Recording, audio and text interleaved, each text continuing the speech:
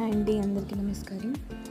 So పోయిన week నాకు జరిగిన ఎక్స్పీరియన్స్ మీతో షేర్ చేసుకోవాలనుకుంటున్నాను. దమ్ బిర్యానీ ప్రిపేర్ చేద్దామని చెప్పేసి చికెన్కి మసాలా ప్రిపేర్ చేసుకొని ఆ, పెట్టుకున్నాను. ఇది ఆన్లైన్లో ఆర్డర్ చేశాను బాస్మతి రైస్ అనుకొని. బట్ తిరిగి చూస్తే ఇది బాస్మతిలో నూకల్లాగా వచ్చాయి. సో చాలా టెన్షన్ పడ్డాను, ఎలా వస్తుంది బిర్యానీ అని చెప్పేసి. సో నేనైతే బిర్యానీకి కావాల్సినవన్నీ ప్రిపేర్ చేసుకున్నాను. ఒకవైపు చికెన్ పెట్టుకున్నాను. సో అది 70% కుక్ అయిపోయింది.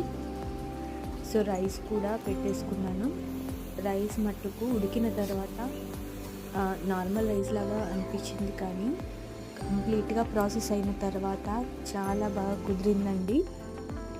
పూలు అనిపించింది, ఇట్లా లైక్ గట్టిగా అవ్వలేదు, రైస్ మెత్తగా అవ్వలేదు, కరెక్ట్గా వచ్చిందండి. సో సూపర్గా అయింది. మీకు ఈ వీడియో నచ్చితే